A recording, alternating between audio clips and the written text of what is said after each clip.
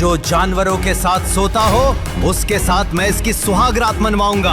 ऐसे दूल्हे से शादी कराऊंगा इस दुल्हन की जिसके कपड़ों में धागे कम हो और छेद ज्यादा, शरीर से इतनी बदबू आए कि पंडित को अपनी नाक बंद करके मंत्र पढ़ने पड़े। कुल मिला के इस शिप्रा के लिए दूल्हा नहीं सुअर चाहिए।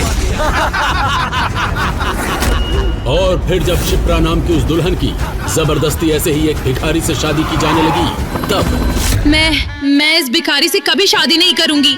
छोड़ो मेरा हाथ। दुल्हन के लाल जोड़े में सजी शिप्रा की आवाज पूरे पंडाल में गूंज उठी, लेकिन उसकी ये हिम्मत ज्यादा देर तक टिक नहीं पाई। अगले ही पल मुख्तार नाम के उस खतरनाक गुंडे ने उसके छोटे भाई राहुल की कनपटी पर बंदूक तान दी।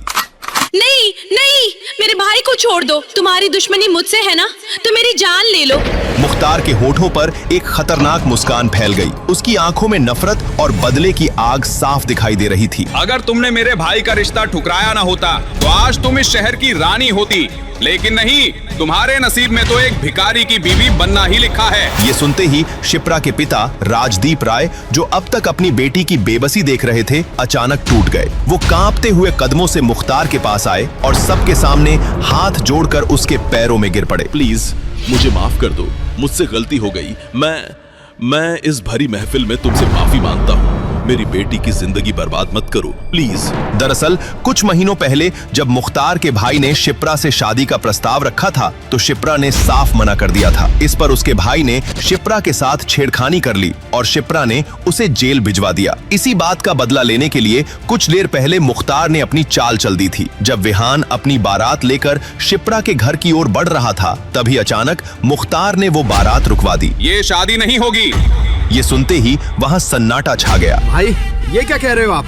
आज मेरे बेटे की शादी है। अगर शादी हुई तो दूल्हा जिंदा वापस नहीं जाएगा। भाई हम अभी वापस चले जाते हैं। लेकिन मुख्तार का बदला अभी पूरा नहीं हुआ था। उसकी नजर मंदिर की सीढ़ियों पर बैठे एक भिखारी पर पड़ी। उसके कपड़े मैले और फटे हुए थे, सिर और दाढ़ी के बाल बढ़े हुए थे। कल्ला, उस भिखारी को यहाँ लेकर आओ, इसे घोड़ी पर बिठाओ, आज इसकी शादी होगी शिप्रा से। बारात के आगे हाथों में बंदूकें लिए गुंडे नाच रहे थे और वो भिखारी घोड़े पर बैठा उलझनों में था। उसे समझ नहीं आ रहा था कि आखिर हो क्या रहा है। बैंड बाजों और गोलियों की आवाज के साथ उस भिखारी की बारात शिप्रा के घर आ पहुंची। फिर जब शिप्रा ने इस शादी से इनकार किया तो मुख्तार ने उसके भाई की कनपटी पर बंदूक तानते हुए कहा, अगर अपने भाई की सलामती चाहती हो तो तुम्हें इस भिखारी से शादी करनी पड़ेगी।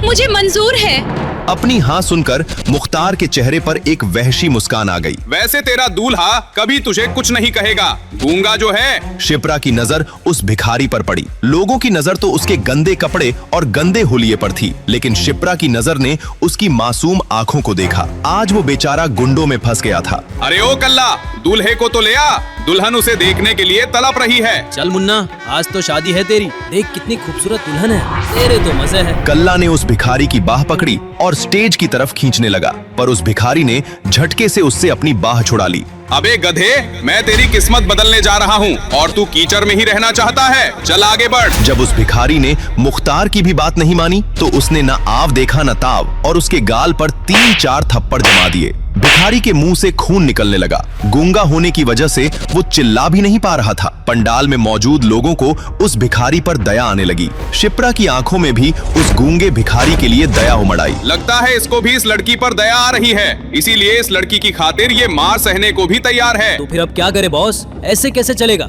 इतनी जल्दी तो कोई दूसरा भिखारी भी नहीं मिलेगा। सुन बे भिखारी, ये लड़का अपनी बहन के कारण तो बच गया, पर अगर तू अपनी जिद पर अड़ा रहा तो ये जरूर मारा जाएगा। मुख्तार की इस बात का तुरंत उस भिखारी पर असर हुआ। अब उसकी आंखों में बेचैनी नजर आने लगी। वो कभी राहुल की ओर देख रहा था तो कभी शिप्रा की ओर। अब शिप्रा भी उसकी बेबसी को भली भांति समझ रही थी। क्या हुआ, तुम्हें मेरी बात समझ नहीं आ रही, या तुम चाहते हो कि इस लड़के की बलि चढ़ जाए?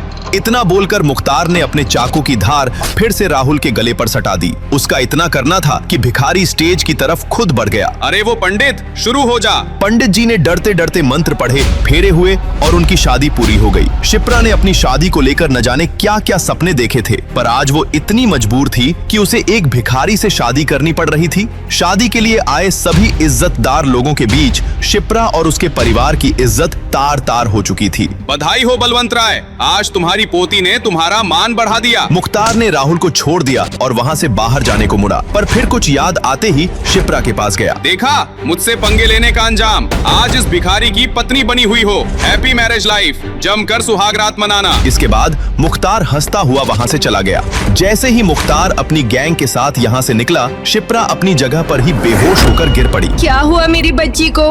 अरे कोई देखो जरा। घबराने की जरूरत नहीं है, ज्यादा स्ट्रेस के कारण ये बेहोश हो गई है, थोड़ी देर में होश में आ जाएगी। उसकी बात सुनकर राहुल अपनी बहन को उठाकर अंदर चला गया। वहाँ मौजूद रिश्तेदार भी धीरे धीरे अपनी हंसी दबाते हुए वहाँ से निकलने लगे। मौका पाकर वो गूंगा भिखारी भी चुपचाप वहाँ से मंदिर की तरफ चला गया। होश में आते ही शिप्रा रोने लगी। तुम रो मत, हम जल्द ही उस भिखारी से तुम्हारा तलाक करवा देंगे। पर शिप्रा ने जैसे अपने मन में कुछ कठोर फैसला ले लिया था। उसने तुरंत अपने आंसू पोंछे। चाहे कुछ भी हो दादाजी, और चाहे वो कोई भी हो, अग्नि के फेरे लिए हैं उसने मेरे साथ। मेरी मांग में सिंदूर भरा है और आज से वही मेरा पति है। मैं इस शादी को पूरे सम्मान के साथ निभाऊंगी। ये सुनकर शिप्रा की चाची सरला बोली, ओहो, बढ़िया ही सती सावित्री बनने वाली। सुन ले, वो बदबूदार भिखमंगा हमारे घर में नहीं घुसेगा। तुझे इतना ही प्यार आ रहा है उस पर, तो तू भी उसके साथ मंदिर की सीढ़ियों पर बैठ जा कटोरा लेकर। दूसरी तरफ इन सब फैमिली ड्रामा से दूर वो भिखारी वापस मंदिर के पास चला आया और कटोरा लेकर वापस बैठ गया, वैसे ही चुपचाप। कोई नहीं कह सकता था अभी अभी उसके साथ इतनी बड़ी घटना हुई है। अगले ही दिन शिप्रा और उसका परिवार मंदिर में पूजा करने पहुंचा। उन लोगों को देखते ही वो भिखारी एक पेड़ की आड़ में छुप गया। शिप्रा की नजर बार बार उसे ढूंढ रही थी, मगर वो भिखारी उसकी नजरों में आना नहीं चाहता था। जैसे ही शिप्रा और उसका परिवार मंदिर की सीढ़ियां चढ़कर ऊपर पहुंचा, वहां 3-4 बड़ी गाड़ियां आकर रुकी और उनमें से 20-22 गुंडे उतरे और साथ में उतरा मुख्तार का भाई रजत। घेर लो मंदिर को, देखो कोई भाग ना पाए। अभी कोई कुछ समझता तब तक सारे गुंडों ने मंदिर को घेर लिया और रजत 2 गुंडों के साथ सीढ़ियां चढ़ता हुआ मंदिर के अंदर चला गया। शिप्रा आंखें बंद करके मंदिर की परिक्रमा कर रही थी। अचानक उसे महसूस हुआ कोई उसके सामने आकर खड़ा हो गया है। उसने आंखें खोली तो सामने खड़े शख्स को देखकर उसके पसीने छूट गए। तुम, अब क्या चाहिए तुम्हें? तुम्हारे भाई मुख्तार ने मेरी लाइफ का मजाक तो बना ही दिया है। सुना है तेरी शादी किसी भिखमंगे से करा दी भैया ने, मगर मैं इस शादी को नहीं मानता। अभी इसी मंदिर में तुझसे शादी करूंगा और आज रात ही मनाएंगे हनीमून। शिप्रा के पूरे शरीर में बिजली की सिहरन दौड़ गई। वो वहाँ से भागी अपने परिवार की तरफ। रजत भी उसके पीछे पीछे भगा और उसका हाथ पकड़ लिया। मंदिर में मुख्तार के भाई को देखकर सबकी घिघी बांध गई थी। किसी की हिम्मत नहीं थी कि वो आगे आकर उसे रोके। शिप्रा पूरी ताकत लगाकर भी अपना हाथ उसकी पकड़ से नहीं छुड़ा पा रही थी। तेरा हाथ उस दिन मेरे गाल पर पड़ा था ना, ऊपर वाले की कसम, इस मक्खन जैसे मुलायम हाथ को पकड़ने की कसम खा ली थी मैंने मेरी। मगर अभी वो अपनी बात पूरी कर पाता, तभी उसकी दर्द से चीखने की आवाज से पूरा मंदिर गूंज उठा। शिप्रा ने उस गुंडे रजत के हाथ पर इतनी जोर से काटा था कि खून निकल आया था। रजत की पकड़ ढीली पड़ गई थी। होते ही शिप्रा ने उसे धक्का दिया और वहां से सीढ़ियों की तरफ भागी। रजत का गुस्सा अब 7वें आसमान पर था। मुझे काटती है हरामजादी, बहुत हुआ प्यार व्यार से बात, अब देख मैं क्या करता हूँ। ऐसा बोलकर रजत शिप्रा के पीछे हॉकी स्टिक लेकर दौड़ा। शिप्रा बेसुध होकर भाग रही थी और इसी तेजी में सीढ़ियों के पास ही उसका पैर दुपट्टे में फंसा और वो वहीं लड़खड़ा कर गिर पड़ी।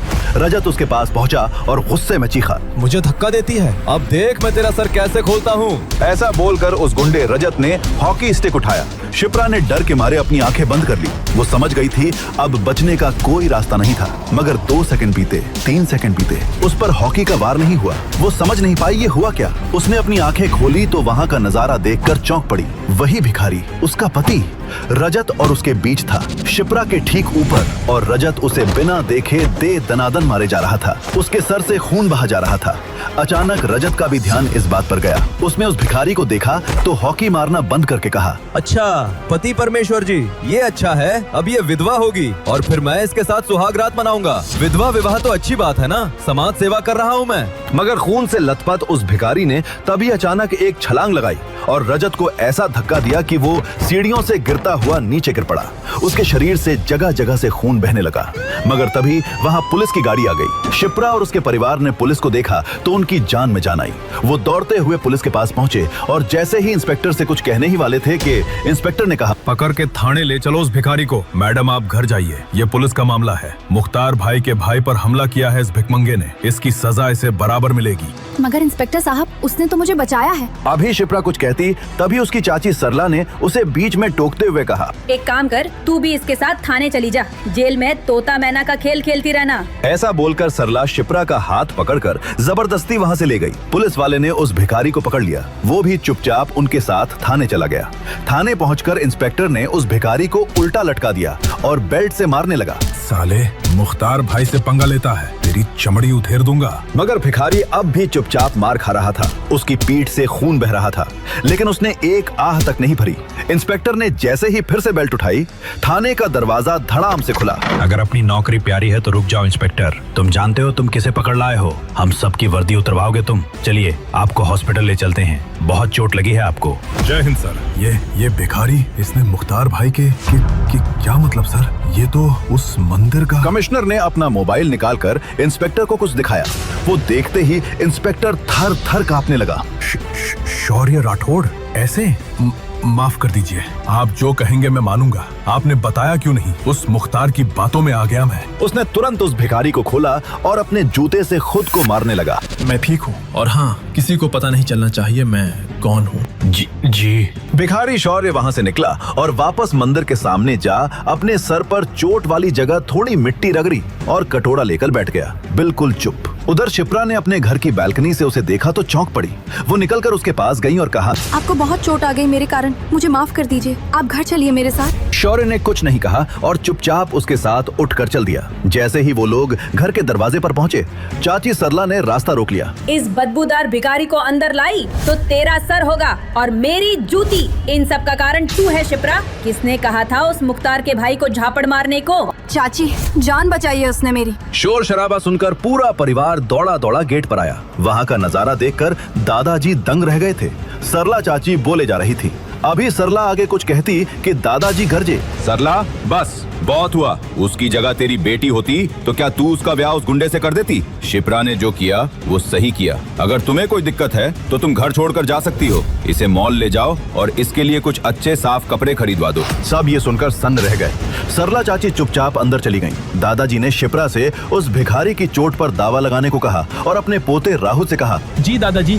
थोड़ी ही देर बाद राहुल उस भिखारी शौर्य को बाइक पर बैठाकर मॉल ले गया। पहले तो वहाँ मॉल के गेट पर ही गार्ड ने भिखारी को देखते ही उसे रोक दिया, मगर फिर ये जानकर कि राहुल किस परिवार से है, उसे उस भिखारी के साथ अंदर जाने दिया। अंदर पहुंचकर राहुल ने उसे कुछ कपड़े दिलवाए और चेंजिंग रूम की तरफ ले गया। ये देखो, इसके अंदर जाकर तुम ये कपड़े पहनकर देख। और बात करते करते दरवाजा खोलकर देखते हुए अचानक राहुल की बोलती बंद हो गई। उसने जैसे ही एक दरवाजा खोला, अंदर से किसी लड़की के चीखने की आवाज आई, बचाओ। राहुल ने झट से सॉरी बोलकर दरवाजा बंद किया। वो लड़की दरवाजा बिना लॉक किए ही चेंज कर रही थी। उसने पीछे पलटकर देखा, भिखारी शौर्य किसी चेंजिंग रूम में घुस चुका था। राहुल वहां से बाहर आया। तभी एक हट्टे कट्टे पहलवान टाइप लड़के ने उसका रास्ता रोकते हुए कहा, क्यों बे, मेरी गर्लफ्रेंड का एमएस बनाता है? चुप, बिल्कुल चुप। कान पकड़ के मेरी गर्लफ्रेंड के सामने मुर्गा बन और कुकड़ू कू सॉरी बोल। क्या? वो दरवाजा अंदर से लॉक नहीं था। मैं सॉरी नहीं बोलूंगा, मेरी गलती नहीं है। तो ये ले। ऐसा बोलकर उस लड़के ने राहुल को मारने के लिए हाथ उठाया ही था कि किसी ने उसका हाथ पकड़ लिया। उसने पीछे पलटकर देखा तो चौंक पड़ा। है भिखारी मॉल में? तू अंदर कैसे आया बे? और रुक, तूने मेरा हाथ कैसे पकड़ा बे, सड़े हुए अंडे? ये तूने क्या किया हरामजादे? सलीम डॉन के भाई को मारता है, अब देख मैं क्या करता हूँ। ऐसा बोलकर वो शौर्य पर झपटा, मगर शौर्य ने उसकी कलाई को कुछ ऐसे घुमाया कि वो वहीं दर्द के मारे बैठ गया। कट की आवाज के साथ उसकी कलाई जाम हो गई थी। उसने फोन निकाला और शहर के नामी गुंडे सलीम भाई को कॉल किया।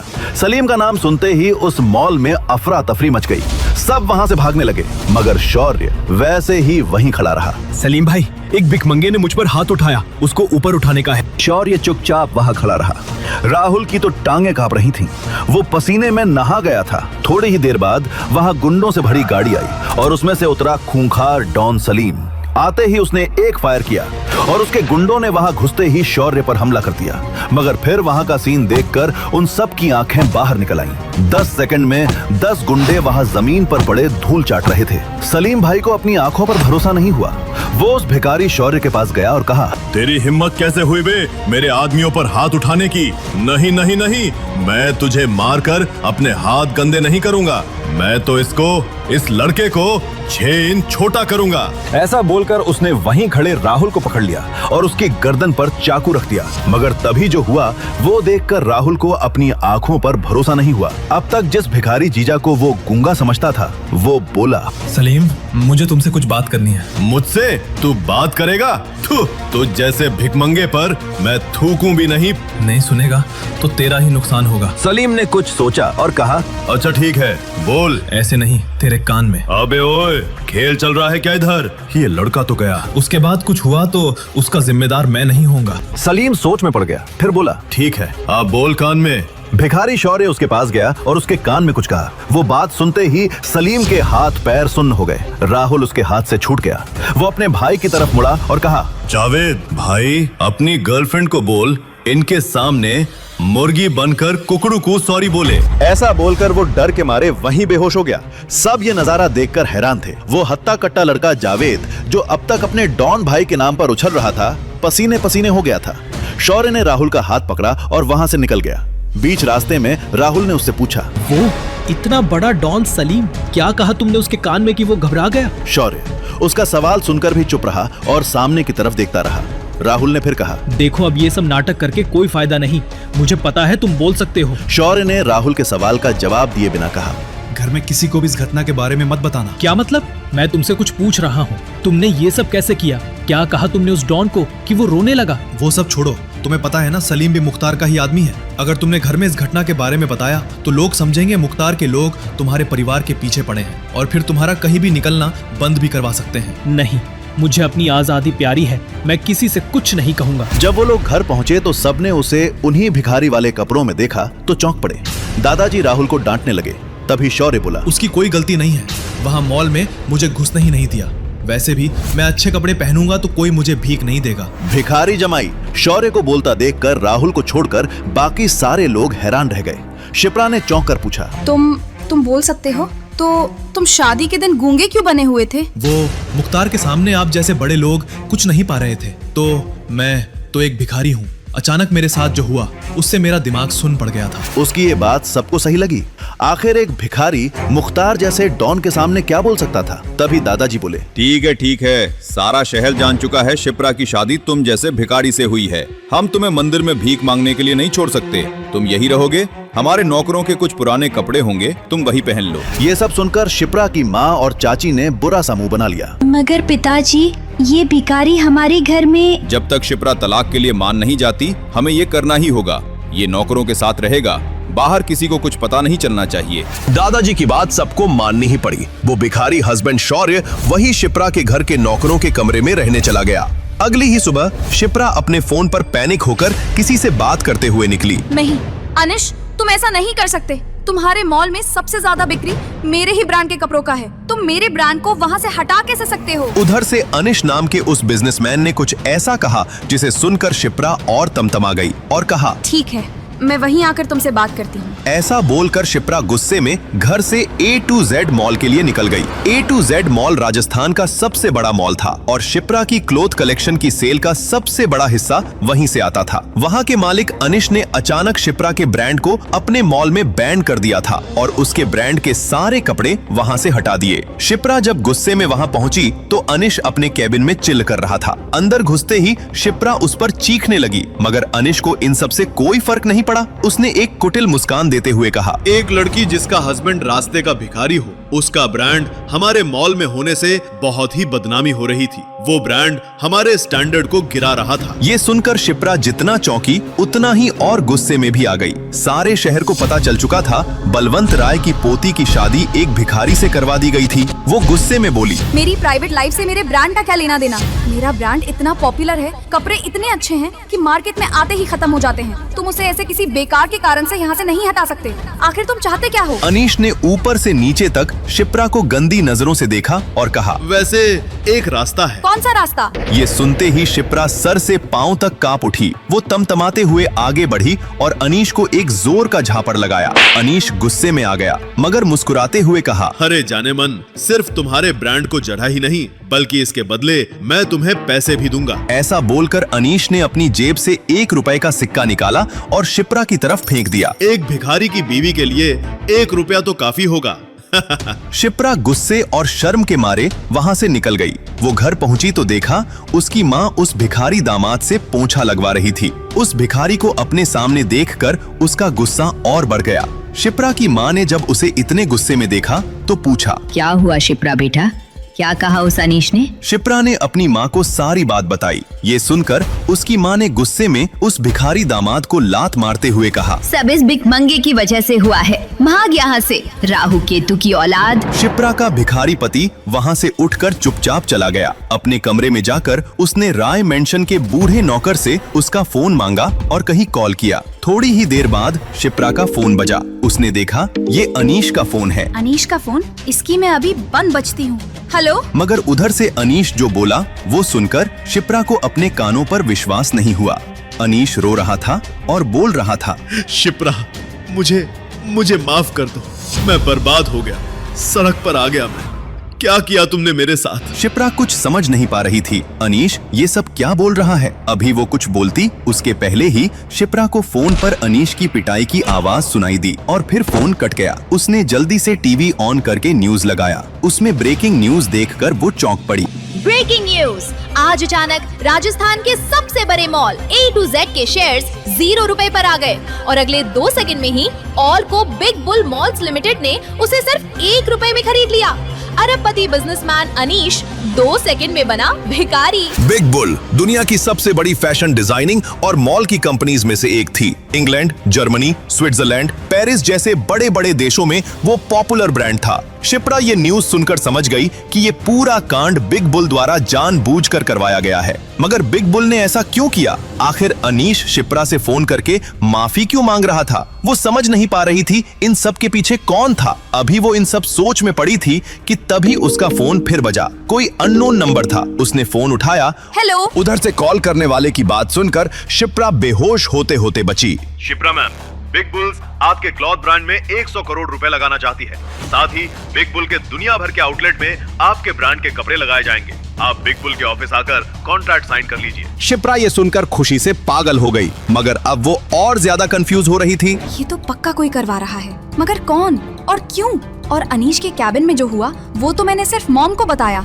तो ये सब किसे और कैसे पता चला? तभी शिप्रा कुछ सोचकर चौंक पड़ी। वो भिखारी? जब मैं मॉम को सारी बात बता रही थी तब तो उस वक्त वहाँ सिर्फ वही था। ओह, मैं भी क्या सोच रही हूँ, वो भिखारी है, वो ये सब नहीं कर सकता।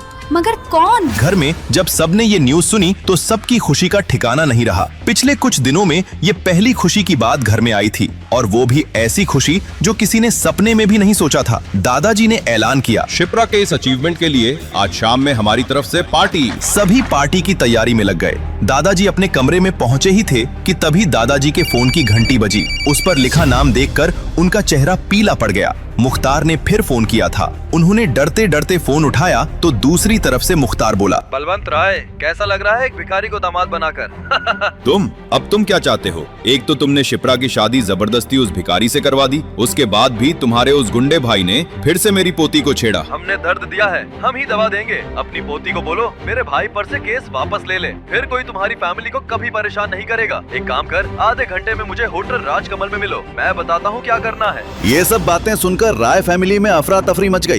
पता नहीं मुख्तार नाम का वो गुंडा अब क्या करने वाला था।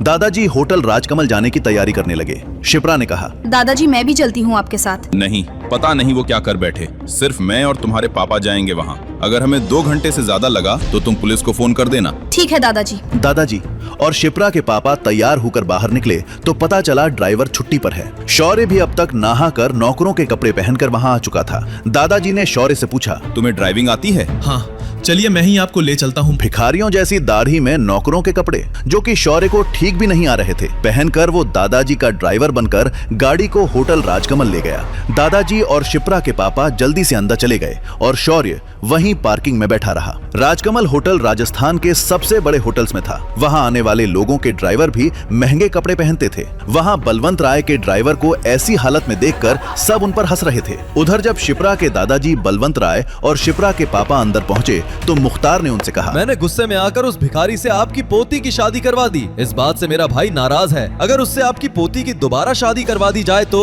वो शांत बैठ सकता है। क्या? मगर शिप्रा उस भिखारी को तलाक देने को तैयार नहीं है। तो फिर मेरा भाई आपकी फैमिली के साथ क्या करेगा उस पर मेरा कोई जोर नहीं। क्या? तो बोलो क्या करना होगा।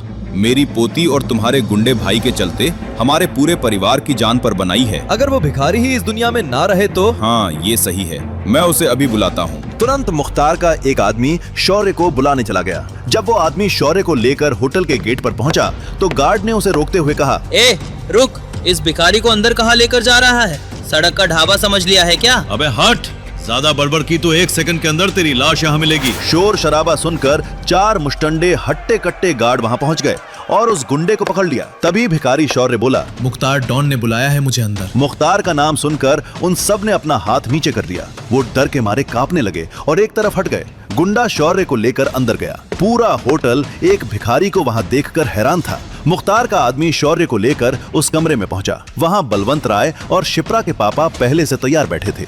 जैसे ही भिखारी शौर्य अंदर घुसा, बलवंत राय और शिप्रा के पापा तेजी से उठे और हड़बड़ाकर कहा, अब ये भिखारी तुम्हारे हवाले, जो करना है इसके साथ करो। ऐसा बोलकर वो दोनों बाहर से दरवाजा बंद करके वहां से भाग गए। अंदर अब बस मुख्तार और शौर्य थे। मुख्तार ने अपनी बंदूक निकालकर शौर्य के सर पर रख दिया। भिखारी होकर अमीरों के पैसे पर ऐश करना चाहता है? चल तुझे भिखारी की लाइफ से आजादी दिलवाता हूँ, बस एक गोली और तेरे ऐश ही ऐश। और तभी शौर्य बोला। ये देखकर मुख्तार के होश उड़ गए। उसने भी सोचा था ये गूंगा है। शौर्य बोला, साहब मेरी एक अंतिम इच्छा है, वो पूरी कर दो। मुझे बस एक फोन करने दो। अच्छा, तेरे पास भी फोन करने के लिए रिश्तेदार हैं? सही है भाई, चल कर ले अपनी अंतिम इच्छा पूरी। ऐसा बोलकर मुख्तार ने अपना फोन भिखारी शौर्य को दे दिया। शौर्य ने फोन लिया और एक नंबर डायल किया और बस एक मिस कॉल देकर फोन कट कर दिया। मुख्तार ये देखकर हंसने लगा। अबे ये तुझ जैसे भिखमंगे का फोन नहीं है कि मिस कॉल दे। मुख्तार डॉन का फोन है, मुख्तार डॉन का। कर ले बात, तेरे पास बस 1 मिनट है। अभी मुख्तार डॉन अपनी बात भी पूरी नहीं कर पाया था कि तभी वहां आसमान में हेलीकॉप्टर्स की आवाज गूंजने लगी। होटल के सामने धुल का गुबार छा गया। मुख्तार चौंक पड़ा। हेलीकॉप्टर्स, ये किसने बुलाया? ए भिखारी, किसे मिस कॉल दिया था तूने? कौन है तू? शौर्य अपनी जगह पर खड़ा होकर मुस्कुरा रहा था। क्या सच में वो हेलीकॉप्टर भिखारी शौर्य के लिए आए हैं? क्या सच में शौर्य के मिस कॉल का कोई संबंध है उन हेलीकॉप्टर से? क्या शौर्य जो दिखता है वो है नहीं? कौन है वो? क्यों भिखारी बनकर रहता है? क्यों उसके लिए कमिश्नर से लेकर मुख्यमंत्री तक बिछे रहते हैं? क्या बिग बुल कंपनी का शिप्रा को ऑफर और शौर्य के एक फोन कॉल का कोई संबंध है? सलीम डॉन से मॉल में क्या कहा था उसने कि वो डर के मारे कांपने लगा? क्या शौर्य शिप्रा के दादाजी और उसके पापा से बदला लेगा या नहीं? क्या होने वाला है आगे? नीचे दिए गए इंस्टॉल बटन पर क्लिक करके डाउनलोड कीजिए पॉकेट FM और फ्री में सुनिए एक रहस्यमयी भिखारी की कहानी, बेगर हस्बैंड। ये कहानी सिर्फ पहले 100 लोगों के लिए ही फ्री है।